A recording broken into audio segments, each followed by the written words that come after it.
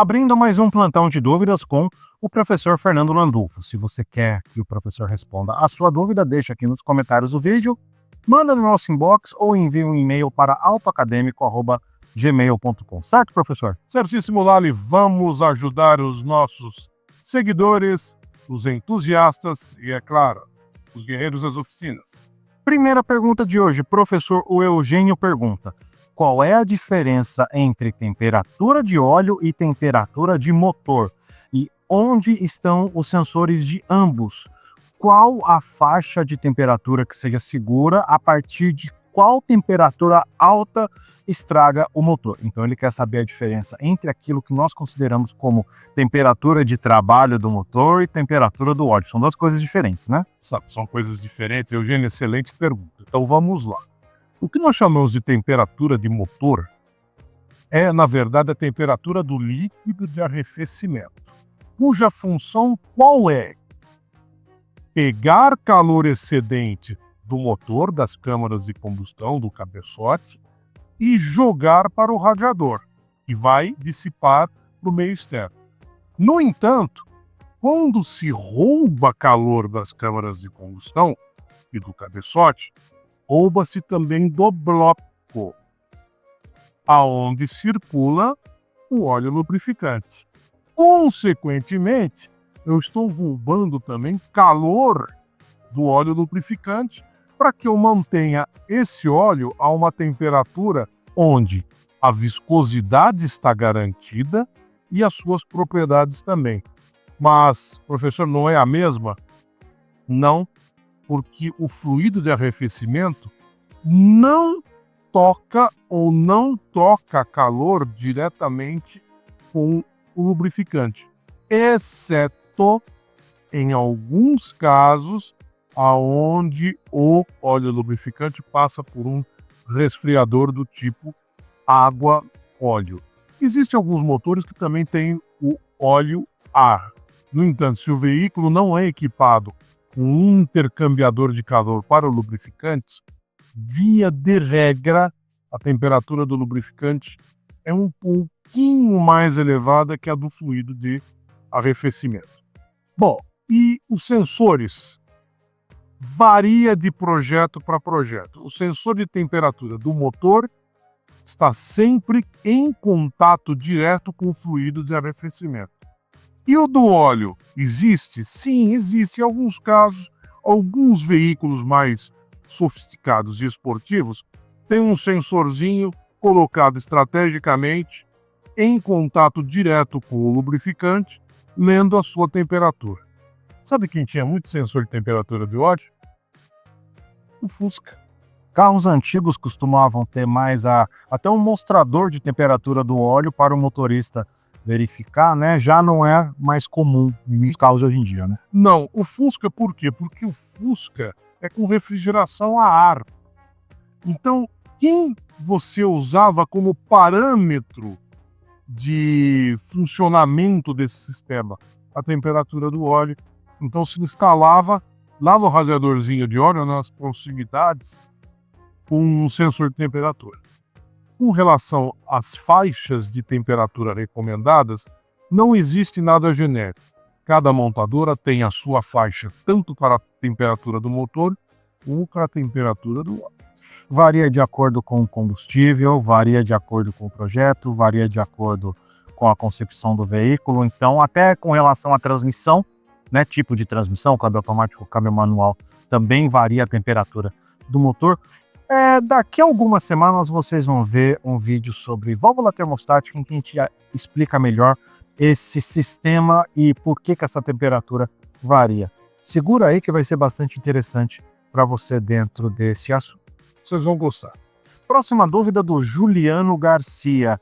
Se o etanol possui uma pequena porcentagem de água na composição e os injetores, tanto os injetores comuns quanto os de injeção direta, possuem componentes metálicos, não seria óbvio uma corrosão nesses componentes, professor? E o aço inoxidável? Fica onde?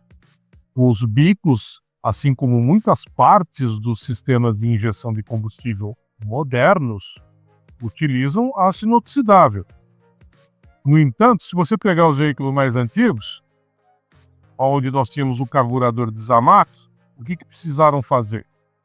Instalar coberturas de níquel em cima do carburador, para evitar o quê? Justamente a corrosão pelo etanol. Então, existe ataque? Existe. Mas a grande maioria das peças é feita com o quê? Com ácido inoxidável, que inibe essa corrosão.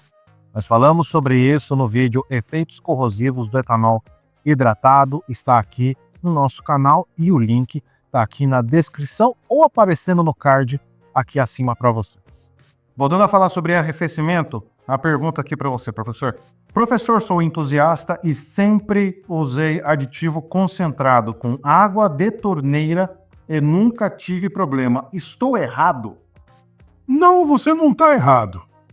As recomendações que são feitas com relação à água desmineralizada não é com relação a uma certeza de que a água tratada pela concessionária vai atacar o aditivo, e sim uma possibilidade. O uso da água desmineralizada reduz essa possibilidade. Eu conheço muitos casos onde se utiliza água de torneira com o aditivo concentrado, na proporção correta, obviamente, e que não há problemas.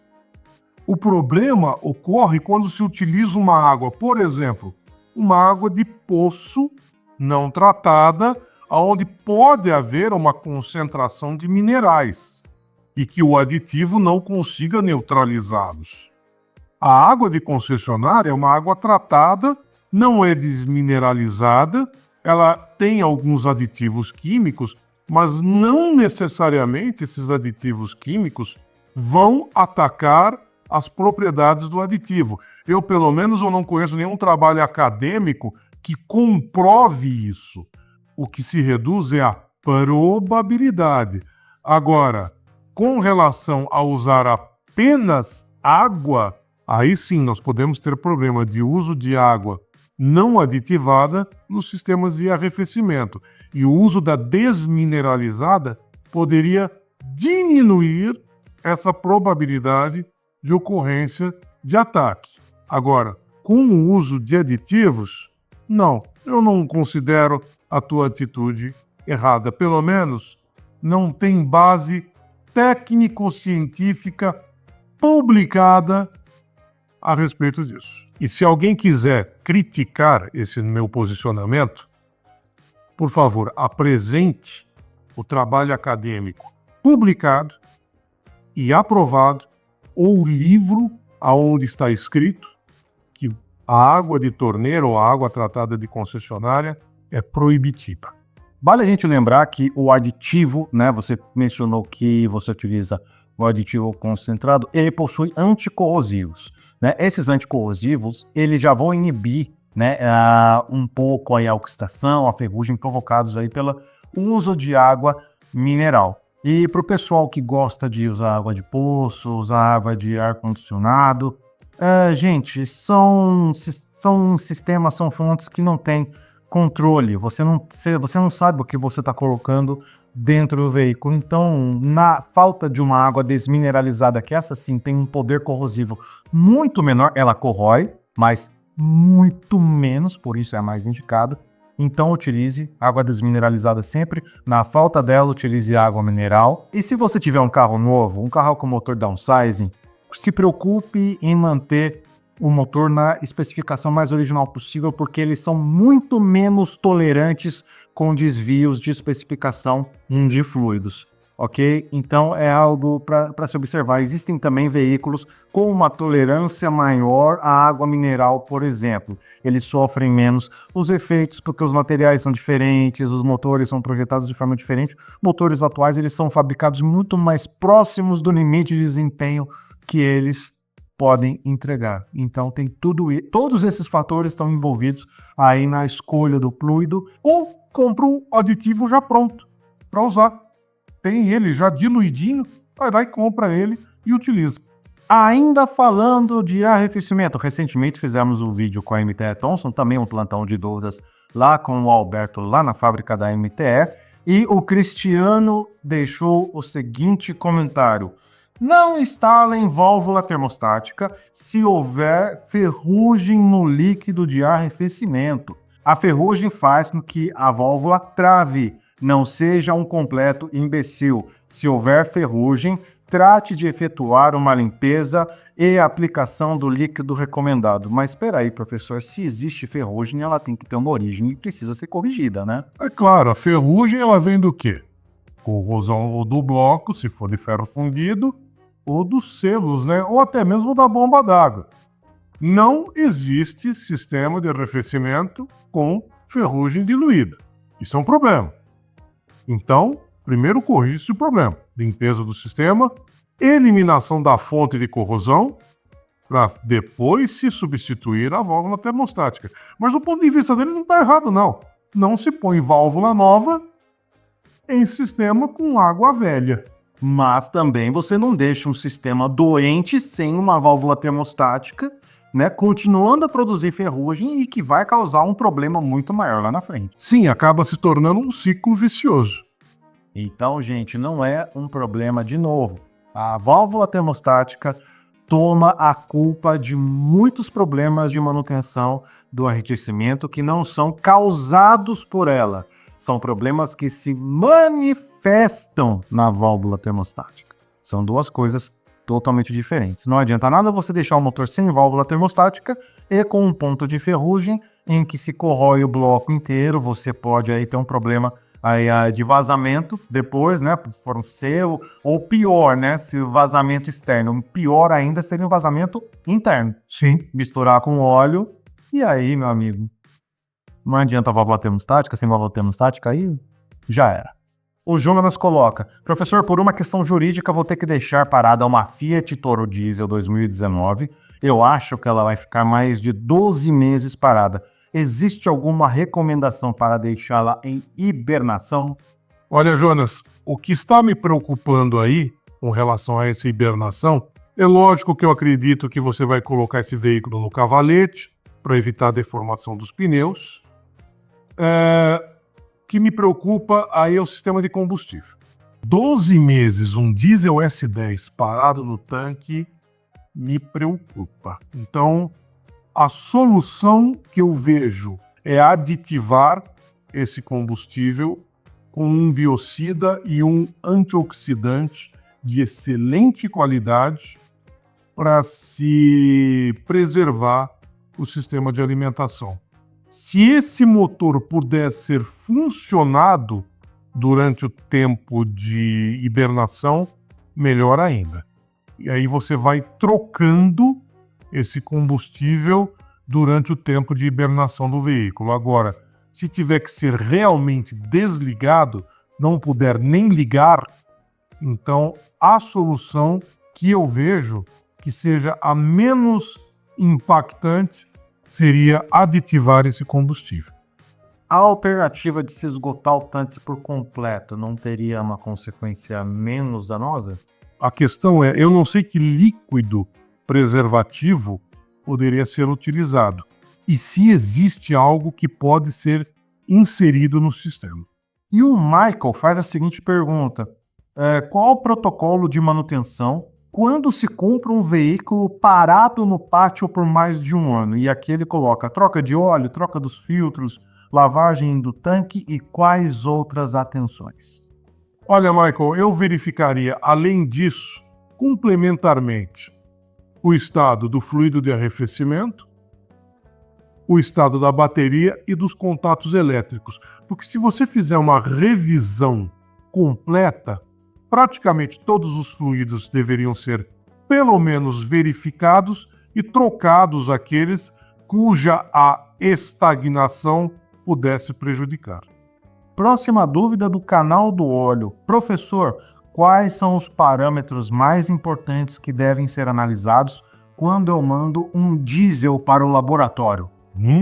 Que pergunta boa essa! Muito boa. Eu gostei. O que eu verificaria? Teor de água, acidez, viscosidade, contaminação com vernizes e a resistência à oxidação, o teste Hansi-Matt. É isso que eu verificaria. Próxima dúvida do Fábio Yukio. Ele deixou um comentário bastante longo. Ele diz: parabéns pelo vídeo, muito interessante conhecer o ponto de vista de pessoas com conhecimento técnico e das boas práticas. E aí ele pergunta: no caso da troca de óleo do motor em carros modernos, é indicada a troca do filtro junto com a troca de óleo.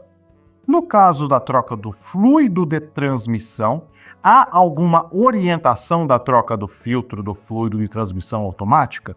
O filtro deve ser trocado em todas as trocas de fluido ou devemos alternar a troca do filtro? Olha, Fábio, cada caso é um caso. Tem montadora que não recomenda nem a troca do fluido. Nós seguimos as boas práticas e as recomendações da maioria dos fabricantes de transmissões. O que eles dizem? Troca o fluido, troca o filtro junto. No entanto, existem transmissões onde o filtro está dentro da transmissão. Tem que desmontar a transmissão inteira. Então, dependendo da quilometragem que se rodou, vai ter que se abrir a transmissão para se verificar preventivamente em que estado que ela está. É um serviço mais caro? Sim, é um serviço mais caro, mas já se troca o filtro junto. Cada caso é um caso. Quem pode te dar a melhor orientação é o guerreiro das oficinas, especialista em transmissão automática. Lembrando que o fluido de transmissão automática ele não está em contato com uma câmara de combustão, ele não tem contato com combustível, né? Ele fica num sistema que é relativamente estanque, né? Não é a palavra certa, mas ele não tem contato direto com outros fluidos, pelo menos naquilo que ele é projetado para fazer, então ele tem menos impurezas circulando nele. As impurezas seriam mais aquilo que estão circulando dentro do desgaste. Exatamente, né? Exatamente. Isso não isenta a troca do filtro. O filtro vai recebendo essas impurezas, ele vai se fechando. A gente tem que lembrar da lei de Darcy, que é a lei que rege os filtros, mas às vezes há uma grande dificuldade para a troca desse filtro. Quando a troca é simples, por que não trocar? O filtro não é tão caro assim. Agora, no caso de filtros internos, que exigem a desmontagem da transmissão quase que inteira, é melhor consultar o especialista na transmissão, ele vai dar uma recomendação melhor. E só cuidado, quando a gente fala de transmissões automáticas, como numa pergunta genérica como você fez, isso engloba genericamente transmissões de dupla embreagem, transmissões CVT, transmissões epicicloidais, que são totalmente diferentes uma da outra. Então, recomendações genéricas são, além de irresponsáveis, bastante perigosas para você que está nos assistindo. Como o professor falou, procure o especialista na sua transmissão. Gostaria de fazer uma pergunta hipotética. Se o maior desgaste do veículo é na primeira partida, haveria ou existe um veículo assim, com bomba de óleo elétrica que aciona momentos antes da partida para gerar uma boa lubrificação? Ou o desgaste não está relacionado ao óleo, e sim à temperatura dos materiais na temperatura ambiente? Na verdade, é um conjunto. Eu gostei da pergunta, bem interessante. Ocorre que a lubrificação hidrodinâmica ela ocorre com o movimento do eixo. O eixo precisa se movimentar. Você precisaria ter uma tremenda de uma bomba para conseguir gerar pressão suficiente para levantar um eixo de manivelas do seu assentamento. Possível? Sim. Viável? Talvez não. O que existem são sistemas, já existem essas bombinhas, que pressurizam parte do sistema ou jogam óleo já para as partes altas do motor antes da partida. Alguns modelos super esportivos aí parece que são dotados desse sistema, assim como também jogam para o turboalimentador. Mas levantar um eixo de manivelas pesado do seu alojamento por pressão hidráulica, precisa de uma bomba bem parruda. Por quê? Porque a lubrificação hidrodinâmica se dá pelo movimento. Próxima pergunta, Mac TV Alto. Essa eu acho que o professor vai gostar de responder porque envolve Chevette. Vamos lá. Opa! Falando em lubrificantes, Eu tenho um Chevette 1985, no manual indica as viscosidades 10W30, 15W40 ou 20W50. O API da época indicado era o SE ou o SF. O problema é que no API SF, pelo que eu pude encontrar, os índices de ZDDP, de alquil ditilfosfato de zinco, eram de 1.400 partes por milhão a 1.800 partes por milhão em média. E pelo que eu tenho pesquisado dentro de minhas limitações de leiga, estes índices foram caindo para a faixa de 1.000 partes por milhão na API SL, na faixa de 800 partes por milhão nos APIs SN e SP. Isso por conta da preservação de conversores catalíticos, vulgo catalisador. Pelo que tenho visto, até mesmo em vídeos estrangeiros, isto poderia prejudicar todos os carros com tuchos mecânicos, como o meu. Eu tenho usado um lubrificante da Redline importado que diz ter 1.400 partes por milhão de ZDDP em sua ficha técnica, mas é extremamente caro. Gostaria de saber a sua opinião, professor, sobre tudo isso, se poderia dar uma luz e levantar esse tema que possivelmente afeta nossos tão queridos carros clássicos. Vamos lá, adorei a pergunta. Pergunta excelente. Sabia que você ia gostar. É claro. Vamos lá, meu caro, se você está com receio de que um lubrificante mais moderno não vá atender o motor do Chevette por conta da diminuição do ZDDP, faz o seguinte: utiliza um lubrificante com um grau API menor, que não atende os motores modernos, então, com absoluta certeza, a quantidade de ZDDP é maior. Você não precisa utilizar no motor do Chevette um lubrificante mais moderno. O motor do Chevette não exige tanto assim do lubrificante. Então, um grau API menor vai proteger o motor do Chevette e vai dar o índice de ZDDP que você está querendo. E você não precisa investir tanto dinheiro assim no aditivo importado. Apenas uma observação, aqui a gente está supondo que seja um Chevette original, né? Ou seja, na configuração original de fábrica. Porque a gente sabe que o Chevette é muito querido pelo pessoal da preparação, pessoal do drift, pessoal da arrancada. Então as nossas recomendações são em cima de um Chevette com a configuração original de potência e torque de fábrica. Eu estou imaginando que é um Chevette com motor de Chevette com a configuração de Chevette. Nada de Chepala aqui. Não, tem outros, tem gente que põe até V8 no Chevette. Próxima dúvida do Guilherme. Professor, tenho um Chevrolet Astra 2.0 8 válvulas 2003 automático, com seus saudáveis 203 mil quilômetros rodados. Estou com a seguinte dúvida. No manual do meu veículo fala que eu poderia utilizar óleos com vários tipos de viscosidade, desde 15W40 até 20W60. Isso realmente é muito comum nos manuais de Chevrolet dessa época.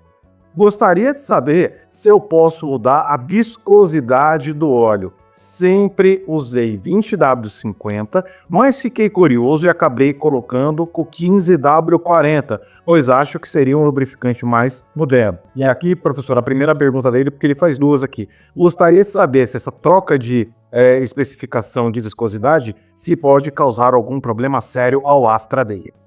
Olha, se as duas viscosidades estão previstas, geralmente essa tabelinha de viscosidade ela é elaborada em relação à temperatura ambiente onde o veículo opera.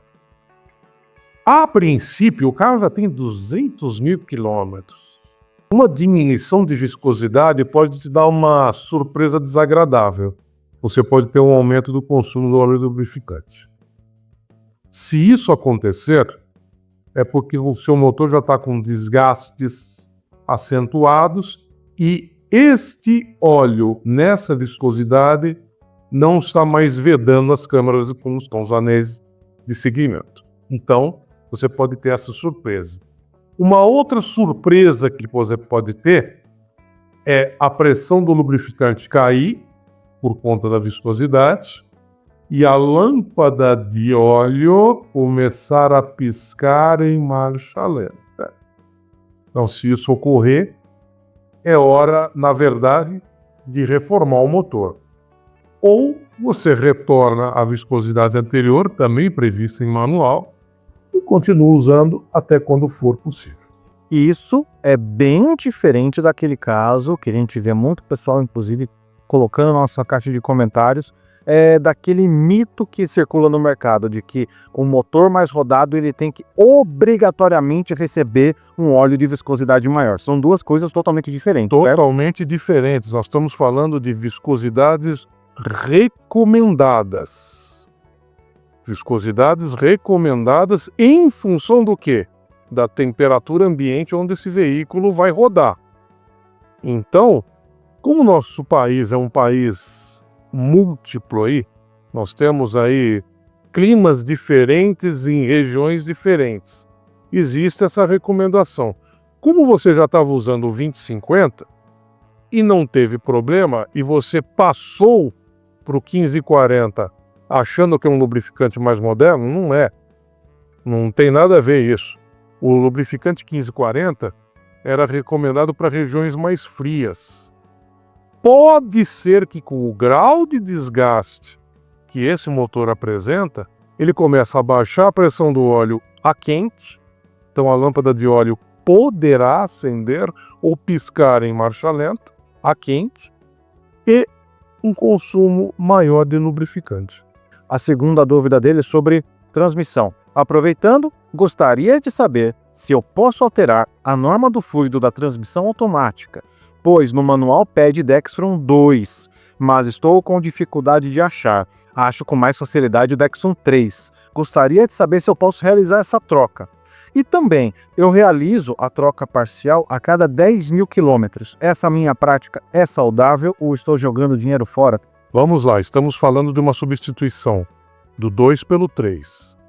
A princípio, se formos ler ao pé da letra, o 3 é mais evoluído que o 2, então poderia. Não necessariamente. Existem algumas diferenças que precisam ser consultadas. Pode haver diferenças de viscosidade e de aditivação. Então, o que você tem que verificar junto à GM, ou seja, concessionário, qual foi o lubrificante que substituiu o 2 se ele não for mais vendido, se ele não for mais disponibilizado. O fato de você trocar um 3 no lugar de um 2 não significa que esse fluido 3 vai atender o seu câmbio. Existem diferenças de viscosidade e mesmo de aditivação que precisam ser respeitadas. Com relação a trocar o fluido da transmissão automática a cada 10.000, olha, eu lhe dou os parabéns. Você deve fazer um uso severo do veículo, sabe que a troca de fluido é muito mais barata que um conserto de transmissão. Principalmente de uma transmissão que já tem mais de 20 anos. Exatamente. Se está rodando, é porque ela deve estar em excelente estado. Espero que você esteja trocando também o filtro junto com a troca parcial. Eu não vejo problema algum. Ainda mais porque o fluido Dextron 2, eu espero que você esteja usando o recomendado pela GM para a sua transmissão, não é um fluido tão caro. Então, vale a pena. Eu não vou ser contra não essa sua prática. Eu faria exatamente o mesmo. A próxima dúvida também com relação a fluido de câmbio. A caixa IB5 presente no Ford Ka 2013, é uma caixa manual, pede um óleo SAE 7590 sintético. Especificação Ford WSD M2C 200C2. Buscando mais detalhes, encontrei um documento da Ford que informa que o óleo Motorcraft original era GL4. Hoje em dia não se encontra mais o óleo 75W90 Motorcraft original, mas é possível achar um óleo Castrol Transmax Manual 75WFE, aprovado para uso onde é requerida a especificação Ford WSS M2C 200D2, que é uma especificação do câmbio Power Shift, que é um câmbio de dupla embreagem.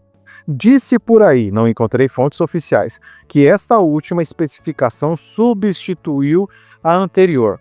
Isso é verdade? Seria mais seguro utilizar um óleo 75W90 GL4 sintético de uso genérico em caixas de transmissão que não menciona atender a nenhuma especificação Ford, ou utilizar esse óleo Transmax 75W que não é multiviscoso como o 75W90, mas que atende a uma especificação Ford, professor? A questão é que a especificação desse óleo mais moderno não é a especificação da caixa de B5, é de outra. Esse óleo é para atender a caixa Power Shift, não a sua. Então, esse óleo, a princípio, não serve para a sua. O óleo da sua caixa é a caixa que atende a norma Ford da sua caixa. Mas o ponto que eu coloco aqui, embora uma transmissão de dupla embreagem ela tenha muito em comum com uma transmissão manual, ela vai ter um pacote de embreagens completamente diferente, uma robotização e tal. Mas o que particularmente me preocupa, professor, eu queria até perguntar para você, é a diferença de um óleo monoviscoso para câmbio para um multiviscoso. Eu acho que não é uma substituição lógica, né? Eu não faria. Tem muito mito aí a respeito, eu não tenho certeza, então eu não tenho como recomendar essa substituição. Amigos que são especialistas em transmissão automática, em câmbio de dupla embreagem, por favor, coloque aqui nos comentários se vocês tiverem informações a respeito e se vocês tiverem alguma orientação para passar para esse nosso amigo aqui, e vamos ajudar a circular essa informação com alguma veracidade. Será que realmente houve essa substituição de norma? Um óleo multiviscoso substituído por um monoviscoso? Coloca aqui nos comentários, ajuda a gente aí. E se você tem uma dúvida e gostaria que o professor respondesse para você, deixa aqui nos comentários, manda nos nossos inboxes das redes sociais ou envie um e-mail para autoacademico@gmail.com. E claro, não se esqueça de curtir esse vídeo, compartilhar com os seus amigos e se inscrever no canal Auto Acadêmico. Até a próxima!